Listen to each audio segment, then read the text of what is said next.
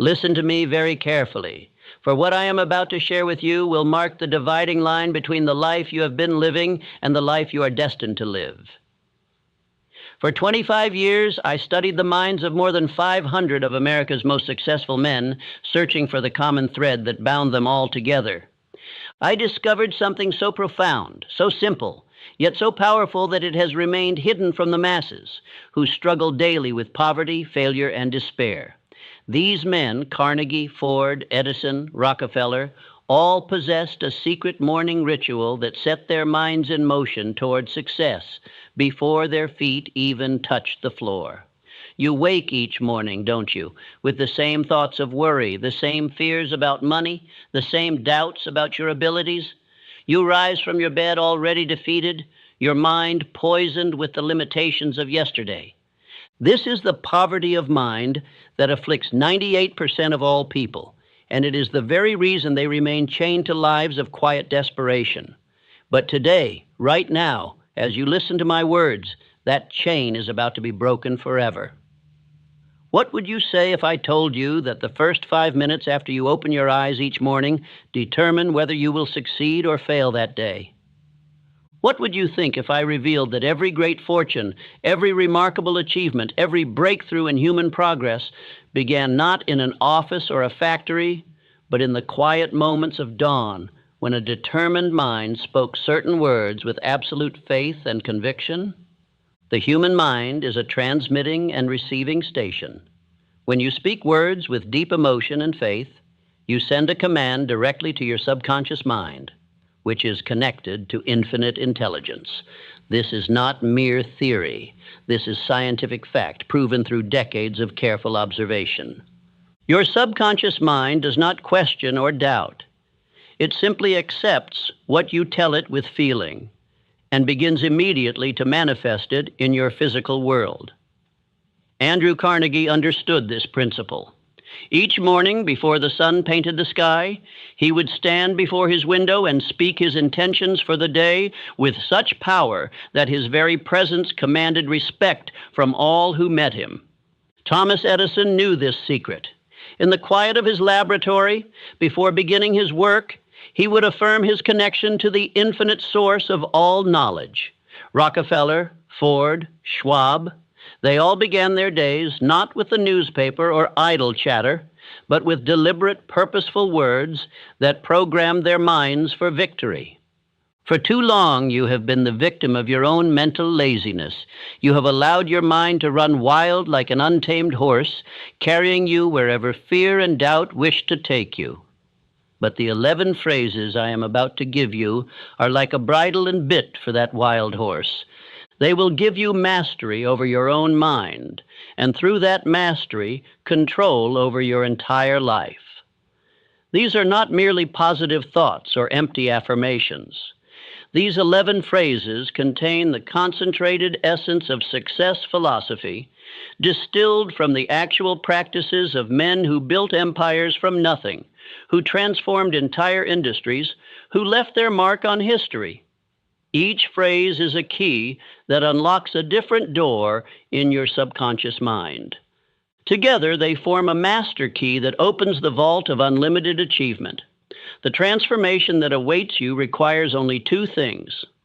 First, that you speak these phrases every single morning without fail, and second, that you speak them with absolute faith and burning emotion. The words without the feeling are dead. But when you combine these words with the fire of belief, you set in motion forces that will reshape your entire existence. Prepare yourself, for you are about to learn the morning ritual that separates the masters of life from its victims. I am the master of my fate. Let these 6 words burn themselves into your consciousness, for they contain the power to lift you from the depths of despair to the heights of achievement. I once knew a man who had lost everything: his business, his savings, his confidence. He sat in my office with tears in his eyes, convinced that external forces had conspired to destroy him. I gave him only these 6 words and told him to repeat them every morning with the force of his entire being. 6 months later, he returned to thank me, for he had not only recovered his losses, but had built a fortune twice as large as before. You see, most people believe they are leaves blown about by the wind of circumstance. They blame the government, the economy, their education, their family, everything and everyone except the one person who holds all the power, themselves. But I tell you now, based on my study of the most successful minds in history, that you are not the victim of fate, you are its author.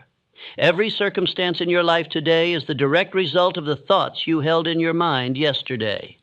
When William Ernest Henley wrote, "I am the master of my fate, I am the captain of my soul," he was not penning pretty poetry. He was stating a law as immutable as the law of gravity. Your thoughts create your circumstances. Your dominant mental attitude determines whether you attract success or failure, wealth or poverty, happiness or misery. This is not wishful thinking. This is the operation of universal law that works with mathematical precision.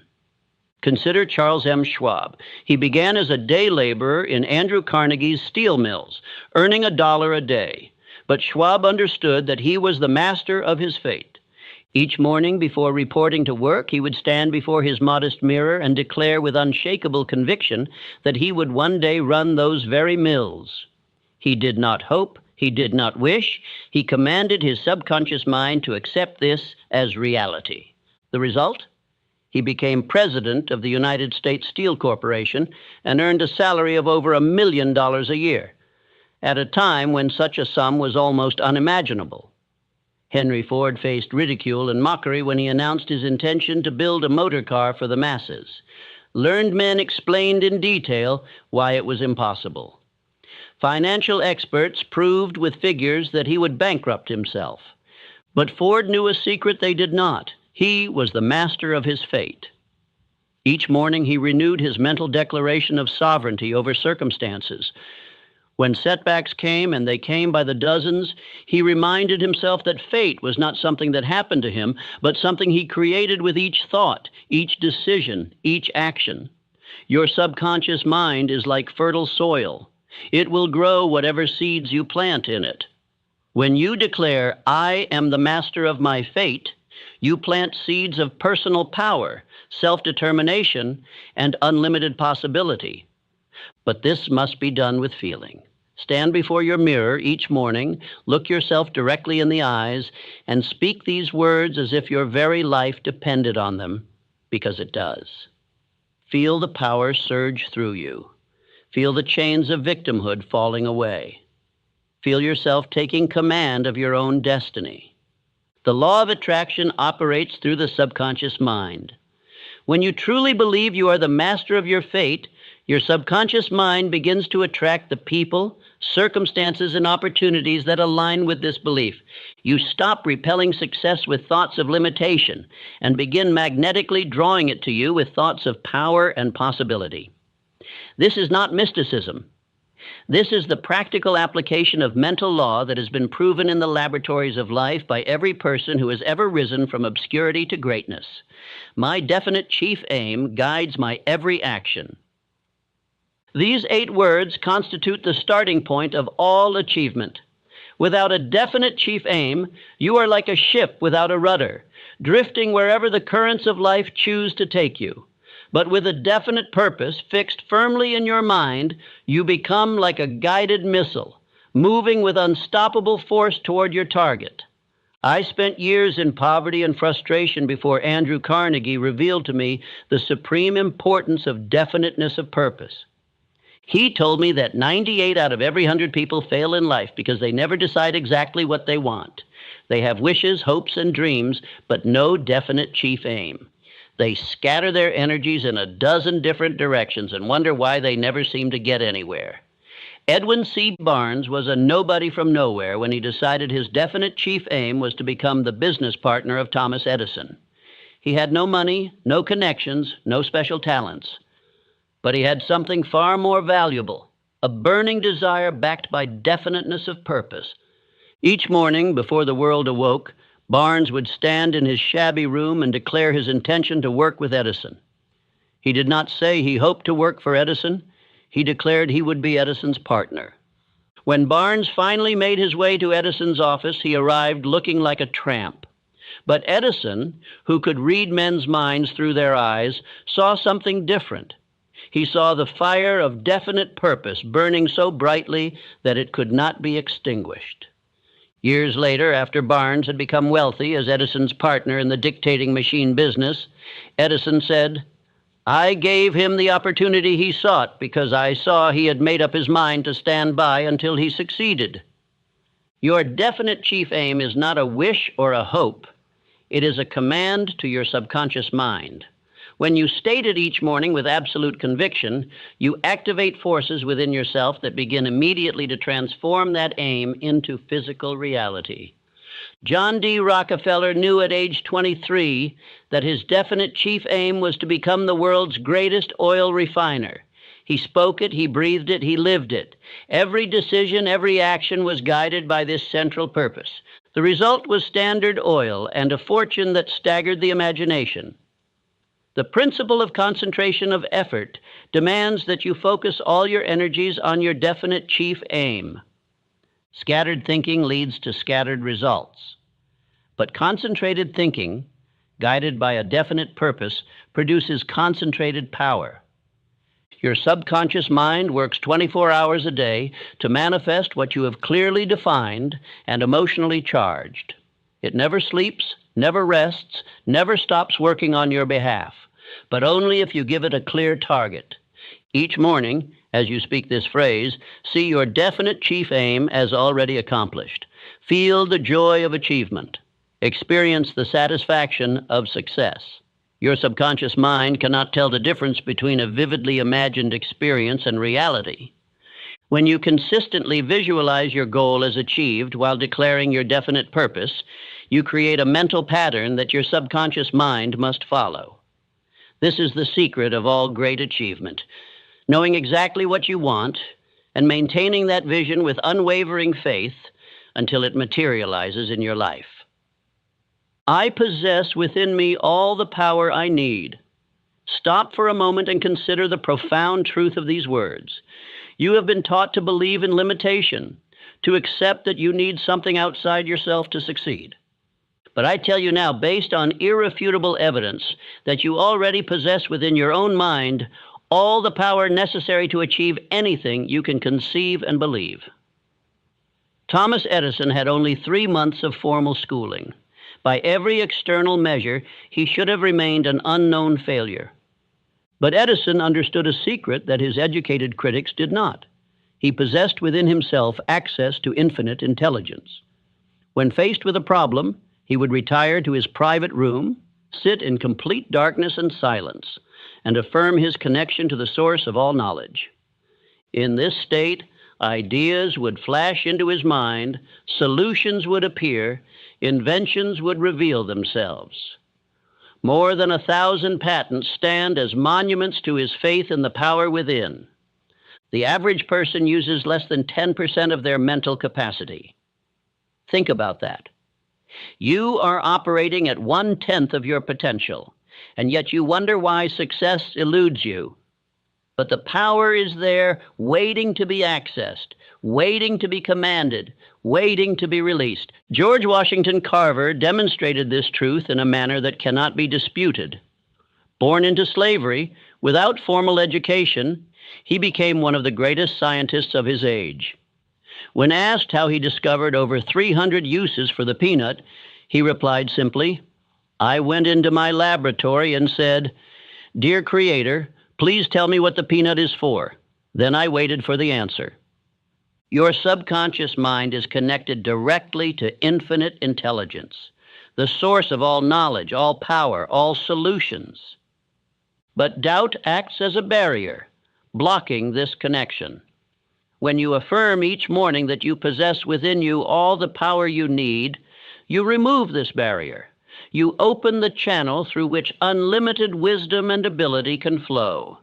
This is not theory, this is demonstrated fact, proven by every great achiever in history. Self-doubt is the great crippler of human potential. You have been programmed since childhood to believe in your limitations rather than your possibilities. You have been told what you cannot do so often that you have forgotten what you can do. But Carnegie was right when he said that no man is limited except by his own thoughts.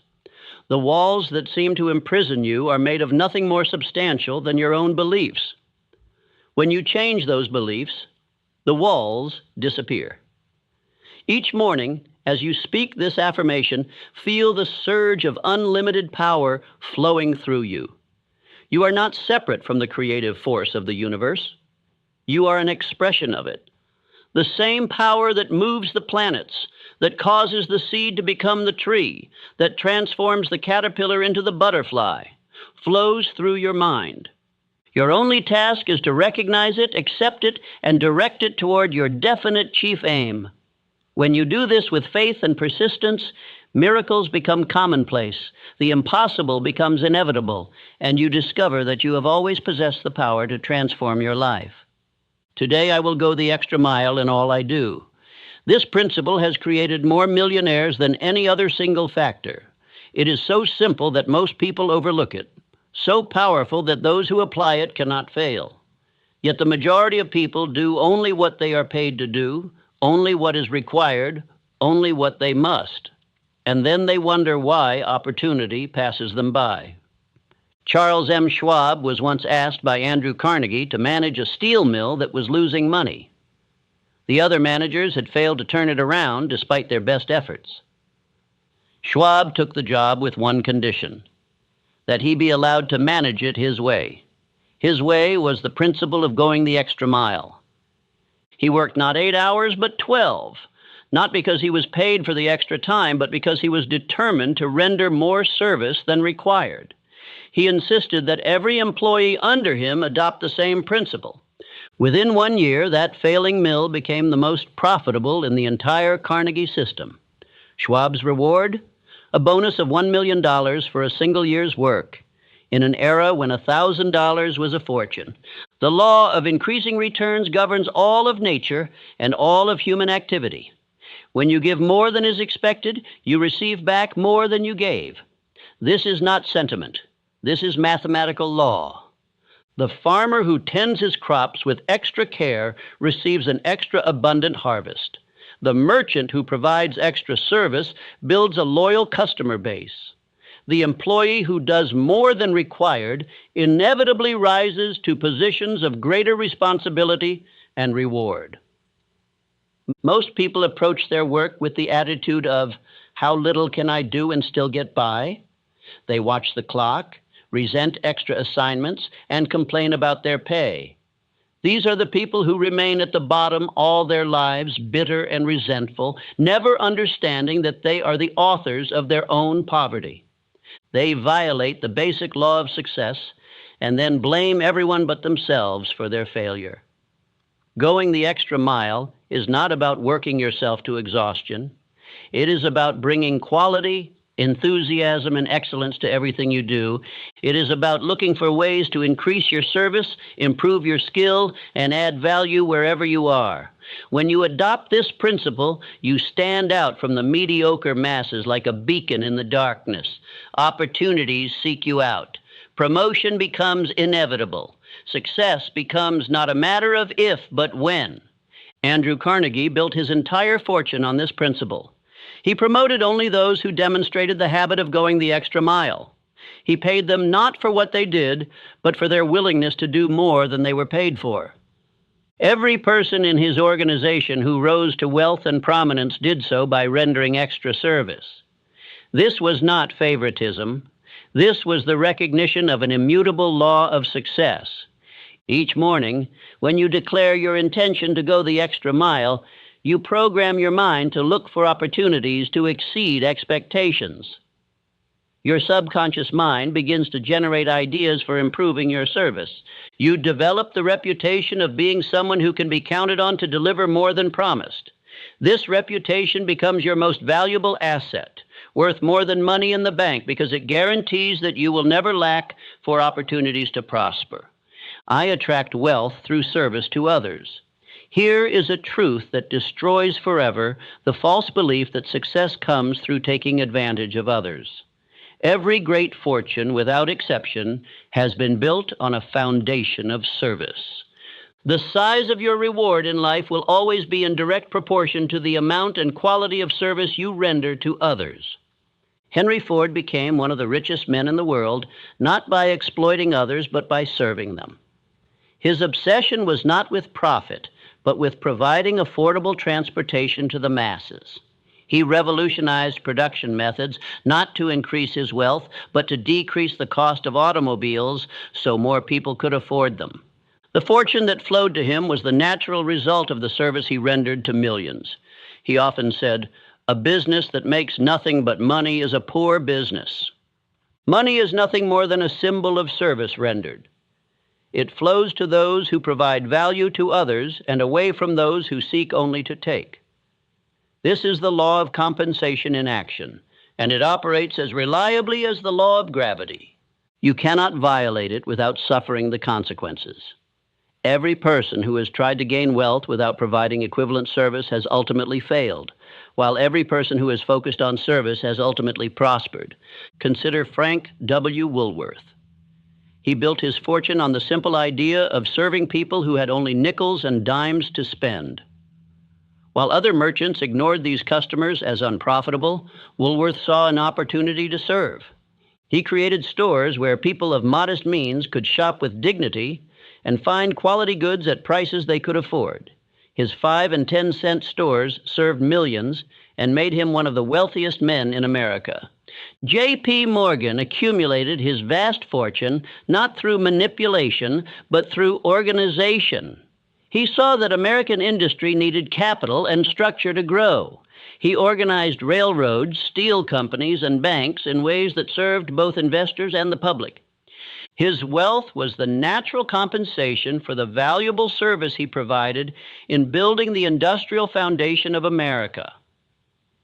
When you affirm each morning that you attract wealth through service to others, you align yourself with this universal law. Your subconscious mind begins to attract opportunities to serve. You develop what I call a service consciousness, an awareness of how you can add value in every situation. This consciousness is magnetic. It draws people to you, opens doors that were previously closed, and creates possibilities where none existed before. The selfish person repels wealth because they violate the fundamental law of exchange. They try to get without giving, to reap without sowing, to withdraw without first making deposits. But the person with a service consciousness attracts wealth because they understand that giving precedes receiving, that sowing precedes reaping, that deposits must be made before withdrawals. This is not just good business.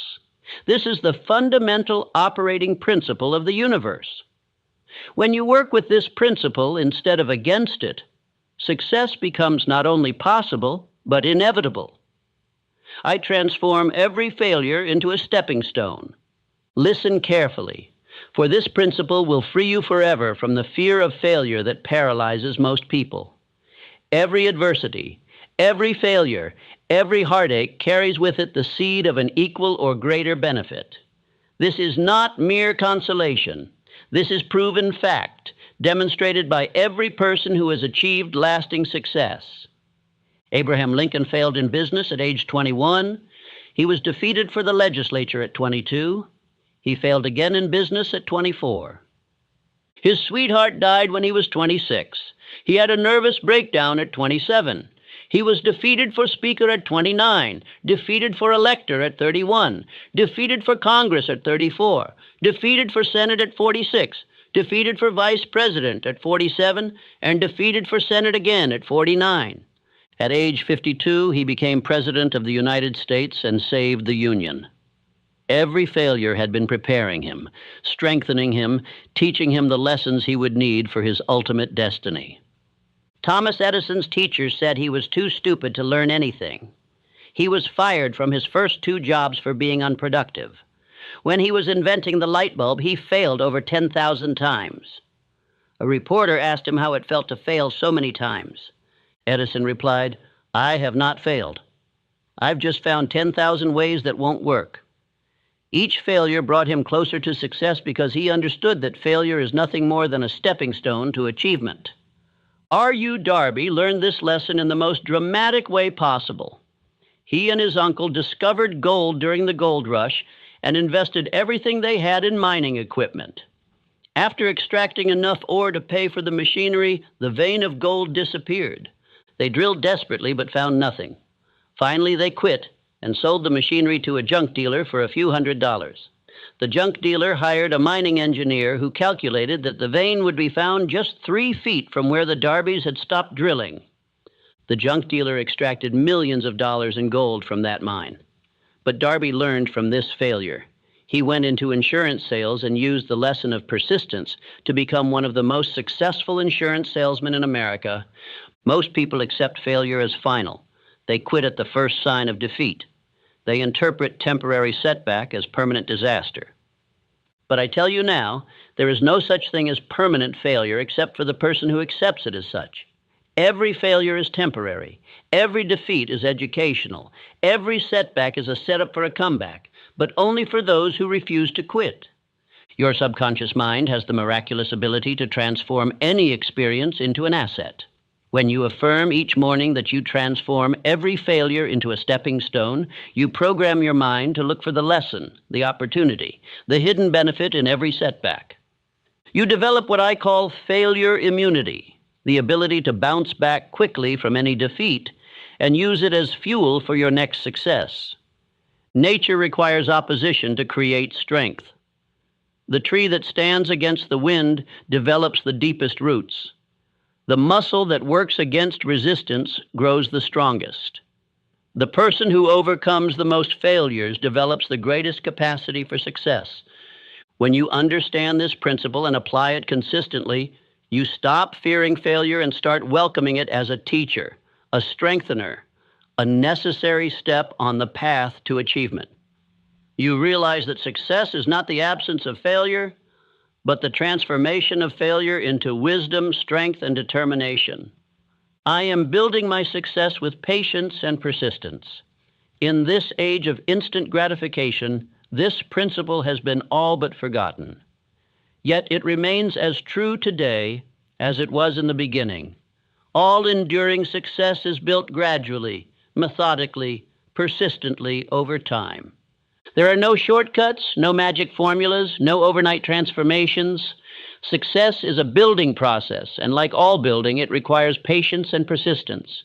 James J. Hill spent 20 years building his railroad empire. For 2 decades, he laid track through wilderness, overcame countless obstacles, faced financial ruin repeatedly, and endured the mockery of those who called his project Hill's Folly. But Hill understood that great achievements require time to mature. He persisted when others would have quit, remained patient when others would have rushed, and continued building when others would have abandoned the project. The Great Northern Railway became one of the most successful transportation systems in America, and Hill became one of the wealthiest men of his era. The principle of compound returns applies not only to money, but to personal development. Each day that you persist in your efforts, you add to your foundation. Each small improvement builds upon the last. Each lesson learned makes the next one easier. This compounding effect is invisible at first, which is why most people quit before they see results. But those who persist eventually reach the tipping point where all their accumulated efforts suddenly produce dramatic results. Marshall Field understood this principle. When the Great Chicago Fire destroyed his store, he faced a choice: quit or rebuild. Lesser men might have accepted defeat, but Field saw the fire not as an ending, but as an opportunity to build something better. He rebuilt with patience and persistence, creating not just a store, but a retail empire that bore his name for over a century. He often said, "The secret of success is to do common things uncommonly well." And this requires patience to master the details and persistence to maintain high standards. Impatience is the great destroyer of potential success. It causes people to abandon their efforts just before the breakthrough comes. It leads to poor decisions, rushed actions, and inevitable failure. The impatient person is like the farmer who plants seeds and then digs them up every day to see if they're growing. The patient person understands that there is a season for planting and a season for harvesting, and that one cannot be rushed into the other. Persistence is the quality that makes all other qualities effective. Without it, talent is wasted, education is meaningless, and opportunity is squandered. But with it, even ordinary ability can achieve extraordinary results. Calvin Coolidge was right when he said, "Nothing in the world can take the place of persistence." Talent will not. Nothing is more common than unsuccessful men with talent. Genius will not. Unrewarded genius is almost a proverb. Education will not. The world is full of educated derelicts. Persistence and determination alone are omnipotent. Each morning, when you affirm that you are building your success with patience and persistence, you program your mind for the long game. You immunize yourself against the disease of instant gratification. You align yourself with the natural laws of growth and development. You join the ranks of those who understand that success is not a sprint, but a marathon, not a single event, but a process, not a destination, but a journey that requires patience for the distance and persistence to keep moving forward regardless of obstacles. My mind is closed to all negative influences. Your mind is like a garden that will grow whatever seeds are planted in it. If you allow others to plant seeds of doubt, fear, and limitation, that is what will grow. But when you close your mind to negative influences and plant only seeds of faith, confidence, and possibility, you create a mental garden of success. The world is full of people who will tell you what you cannot do. They failed, so they believe you must fail. They quit, so they expect you to quit. They accepted limitation, so they try to impose limitation on you. Guglielmo Marconi faced this when he announced his idea for wireless communication. His friends were so convinced he had lost his mind that they tried to have him committed to an asylum. But Marconi had closed his mind to their negative influences. He persisted in his experiments, and today the entire world communicates wirelessly. Henry Ford faced a constant barrage of negative influences when he decided to build his automobile. Engineers proved it was impossible. Financial experts demonstrated he would go bankrupt. Even his father tried to discourage him, but Ford had developed the mental discipline to shut out all voices except the one inside him that said, "It can be done."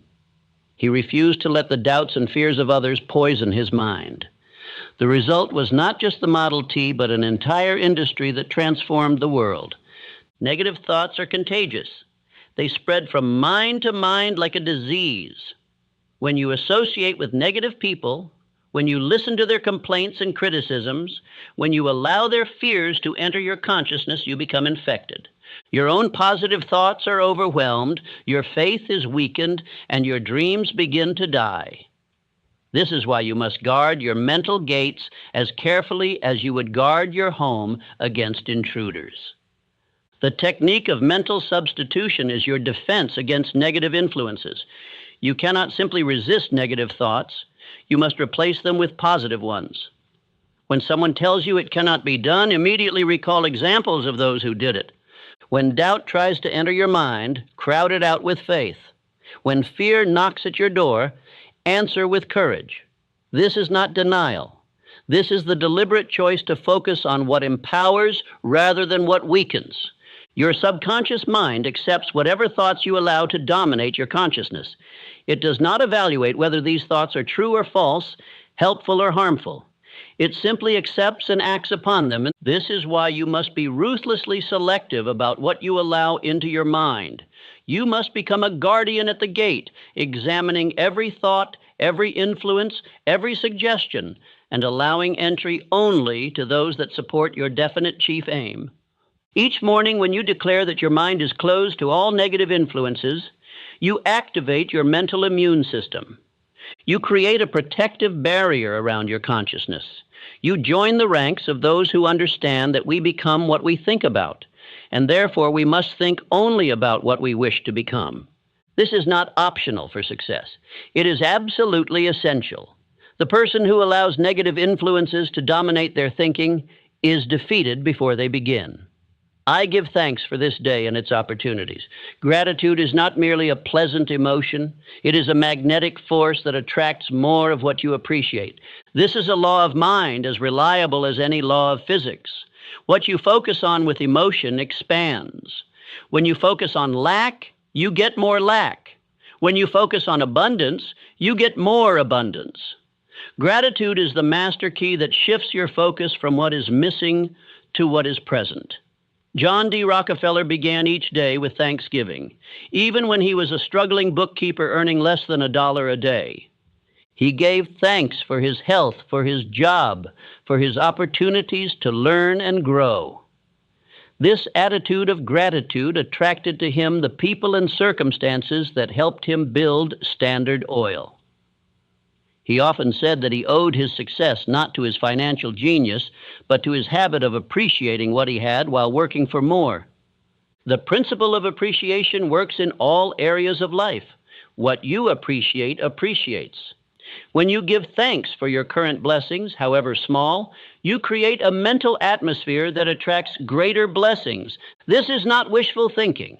This is the practical application of mental law.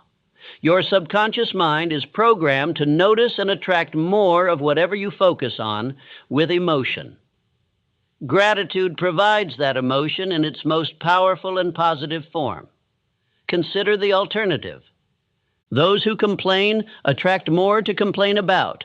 Those who criticize find more to criticize.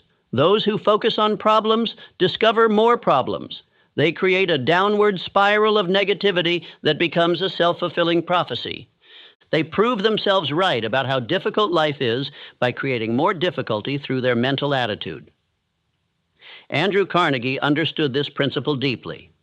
Despite his humble beginnings as a bobbin boy in a cotton factory, he maintained an attitude of gratitude that attracted helpful people throughout his life. He gave thanks for every person who taught him something, every opportunity to advance, every lesson learned from failure.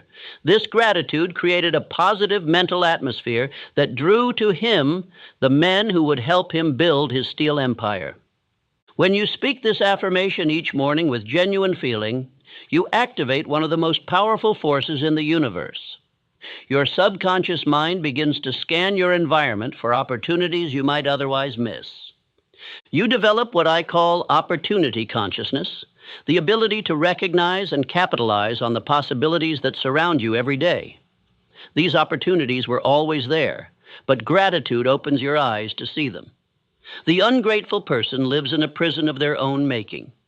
They are surrounded by blessings they cannot see, opportunities they cannot recognize, abundance they cannot access. But the grateful person lives in an ever-expanding universe of possibility. Each thing they appreciate leads to something else to appreciate. Each opportunity recognized leads to greater opportunities. Each blessing acknowledged attracts more blessings. This is the upward spiral of success, and it begins with the simple but powerful act of giving thanks. I act with decision and courage today. Indecision and procrastination have murdered more opportunities than all other causes combined. While you hesitate, life passes by. While you deliberate, others take action. While you wait for perfect conditions, those who act with imperfect conditions claim the prizes you desire. Successful people have one characteristic that distinguishes them from failures. They make decisions quickly and change them slowly. Napoleon Bonaparte attributed his military genius to one thing. I make decisions 2 hours before my generals think they need to be made. This gave him the advantage of initiative. While his enemies were still deliberating, he was already executing. While they were reacting to his last move, he was making his next one. The universe rewards action and punishes hesitation. This is a law as immutable as gravity. When you act, even imperfectly, you set forces in motion. You create momentum. You generate feedback that allows you to adjust your course. But when you hesitate, you create nothing but stagnation. You generate only regret. You attract nothing but missed opportunities. Hernan Cortez understood this principle when he landed in Mexico with 600 men to conquer an empire of millions. His first act was to burn his ships. This left his men with only two choices: victory or death. There was no possibility of retreat, no option for second thoughts, no room for hesitation. This decisive act transformed ordinary men into conquerors. They had to succeed because failure was no longer an option. Fear is the parent of indecision. You hesitate because you fear making the wrong choice. But here is the truth that will set you free. There are no wrong choices, only lessons. Every decision, even those that lead to temporary setback, provides valuable experience. The only truly wrong choice is no choice at all. The person who makes a decision and acts upon it, even if it proves incorrect, is infinitely better off than the person who makes no decision and remains stuck in place. Theodore Roosevelt built his entire life on the principle of decisive action. His motto was, "Do what you can with what you have, where you are." He didn't wait for perfect conditions. He didn't hesitate until all risk was removed. He acted with the resources available, learned from the results, and adjusted his approach. This decisiveness carried him from a sickly child to President of the United States. Courage is not the absence of fear. It is action in the presence of fear. Every person who has achieved anything worthwhile has felt fear. The difference is that successful people feel the fear and act anyway. They understand that courage is like a muscle that grows stronger with use. Each time you act despite fear, you build your courage for the next challenge. Each decisive action makes the next one easier. When you affirm each morning that you act with decision and courage, you program your mind for action rather than hesitation. You prime yourself to recognize opportunities and seize them before they disappear. You join the ranks of the doers rather than the talkers, the actors rather than the reactors, the decisive rather than the doubtful. You align yourself with the force of initiative that moves the world forward and rewards those who dare to lead rather than follow. I am becoming the person I was meant to be. This final affirmation encompasses all the others, for success is not merely about achieving external goals, but about fulfilling your highest potential. Every person born into this world has unique gifts, talents, and capacities that are meant to be developed and expressed. Your life's true purpose is to become the fullest expression of who you are capable of being. Booker T. Washington was born into slavery, but he refused to let his circumstances define his destiny. He understood that within him lay the potential for greatness, regardless of external conditions. Each day, he worked not just on external achievements, but on developing himself. He educated himself, refined his character, and expanded his capabilities. He became one of the most influential educators and leaders of his time, not because circumstances favored him, but because he was committed to becoming who he was meant to be. The principle of growth is fundamental to all life. You are either growing or dying. There is no standing still. When you stop developing, stop learning, stop improving, you begin to deteriorate. But when you commit to continuous growth, you align yourself with the creative force of the universe. You become an ever-expanding expression of human potential. Benjamin Franklin understood this principle better than perhaps any American. He created a system of 13 virtues and worked on developing one each week. He examined himself daily, noting where he had fallen short and resolving to do better. This commitment to continuous self-improvement transformed him from a printer's apprentice into one of the most accomplished men in history: inventor, diplomat, philosopher, scientist, and founding father. Small daily improvements compound into dramatic transformation. You don't become the person you're meant to be through a single dramatic act, but through thousands of small acts of self-development. Each book you read, each skill you develop, each weakness you overcome, each strength you build contributes to your evolution. The person you are today is the result of all your yesterdays. The person you will be tomorrow is being created by what you do today. This phrase aligns your conscious and subconscious minds toward continuous evolution. When you declare each morning that you are becoming the person you were meant to be, you activate what I call the law of becoming. Your subconscious mind begins to reveal opportunities for growth. You attract teachers, books, experiences that